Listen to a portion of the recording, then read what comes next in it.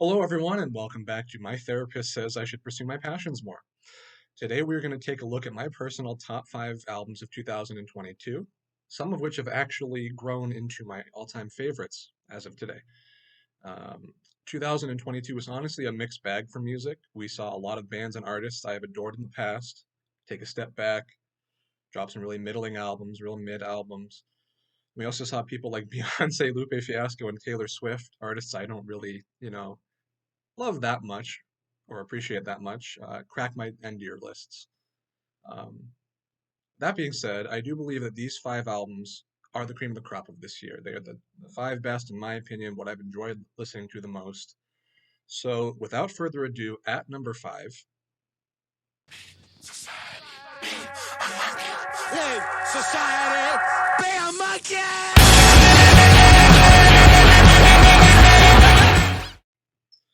kicking off our list at the number five spot, is one of the wildest and most unhinged audible experiences I've had in quite a while. That, of course, being the new Viagra Boys album, Cave World. Viagra Boys, a foreign band, if you want to call them that, I believe from Sweden, set out to make something truly out there and really experimental, and boy, did they ever accomplish that. We have songs in the mix here that are literally urging humans to go back to their primal roots and return to monkey, as the meme suggests.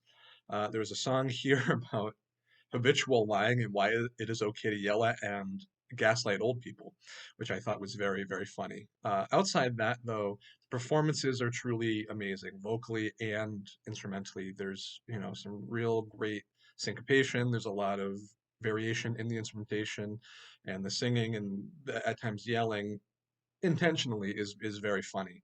Um, and impressive. I mean, to put all these things together, it really shows a real knack for talent in songwriting and song creation and album sequencing. Um, with all these things added up together, this is why this album is on my top five list here. And hopefully the band can continue with this path. I enjoyed their last album in 2021, and so hoping for some more great music from the Viagra Boys. Next up on the list is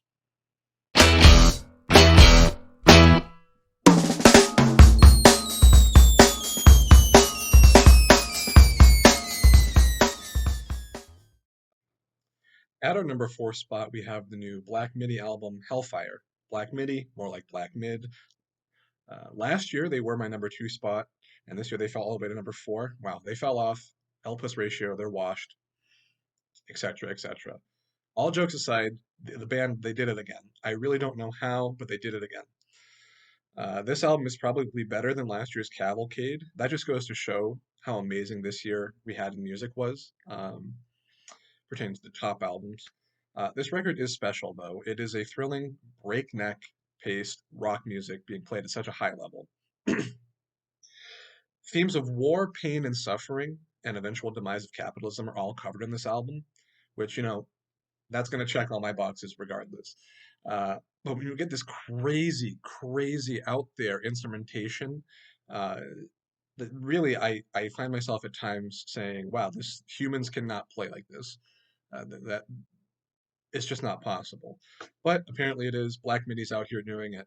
Um, even to this day, after repeat listens, and I don't know how many times I've listened to this album, but there are sections, very specific sections in this album that just make me say audibly, "Wow!"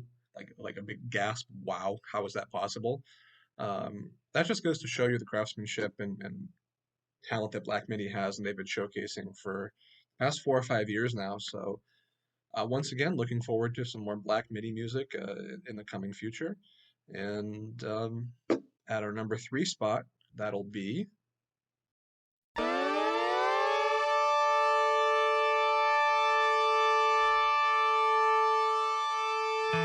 walk up on the raised edge. and at our number three spot, we have the new Black Country New Road album, Ants from Up There. Man, this album seems like it came out such a long time ago, but it really did come out all the way back in February, which is hard to believe. Um, I just remember smiling when listening to this album for the first time. It is just one of those records that makes you appreciate the details and intricacies that go into making music at a high level. What really drew me into this band was the 2021 album, its instrumentation. For the first time, it was a grand album that just sounded so clean, so thoughtful.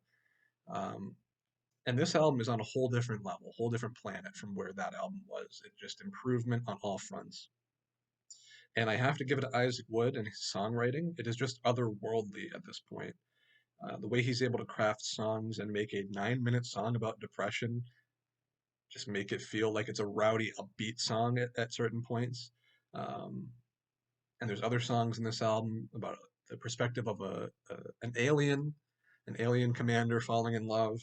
It may not sound that interesting, but I trust me, it does.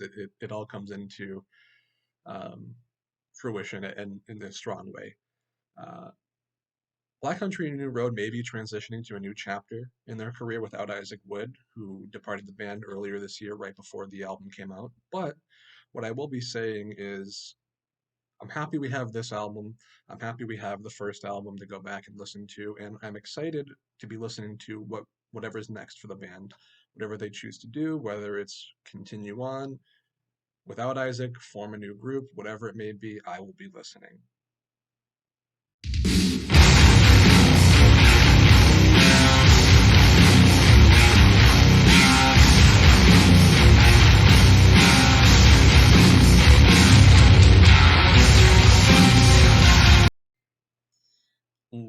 What do I even say about this one? At our number two spot, we have the Oklahoma City sludge metal band Chatpile's vicious debut album, God's Country. Now, for most of this album, I'm at a loss for words. This album is, for lack of a better word, gross. I feel like I need to take like a cold shower and reassure myself that everything will be okay after each listen. Just sit there murmuring to myself, it'll be all right. Um, it's not every day an album like this will catch my attention, but when you've got these larger than life drums and guitars and terrifying vocals, plus the socially conscious messages and lyrics woven into these songs, I'm forced to take notice. There are songs here ranging from the worst hallucination you could ever imagine to an anthemic anti-poverty and anti-capitalism song. We're looking at you Republicans. It is without a doubt one of the most heavy albums you will listen to this year, if not ever. Uh, it's scary, it's gross, it's frightening, all the adjectives you can imagine for a gross sludge metal album. So if you're into that kind of thing, please check this one out. I gave it a 10 out of 10, so you know, take my word for it. Uh, but that leaves us with our number one pick. These crosses all over my body remind me of who I used to be. May the better of the two 10 out of 10 perfect albums prevail, I suppose. At our number one spot, it's got to be Ethel Cain. It's got to be the new Ethel Cain album, Preacher's Daughter. Ethel Cain's debut album, Preacher's Daughter, is a masterpiece, point blank. The sonic density, the eerie production, the immaculate storytelling, and pop leading creative process are just all ways that I would scratch the surface about my feelings for this album. There was such an emotional catharsis about this album from cover to cover, from the first song, the Family Tree, all the way to the end. The narrative is amazing, and I personally enjoy some of the longer songs in this album. I feel like they go underappreciated, but if you really give it the time of day, you'll be rewarded. Um, the narrative loosely here is about human trafficking. Ethel Cain portraying a young woman who falls in love with this dubious kind of character, falls in love, travels across the country, is sold into some trafficking, killed, and so forth and so on. Kind of grim stuff, but it's really worth it, I'd say. Ethel Cain, Ethel Cain gives the performance of a lifetime on this album, and I truly believe she can improve from this colossal standard given to her. She's just that good. That's how good this album is, and I think she has it in her to keep releasing phenomenal music. Um, with that being said, we are at the end of our list here. Top five albums of the year.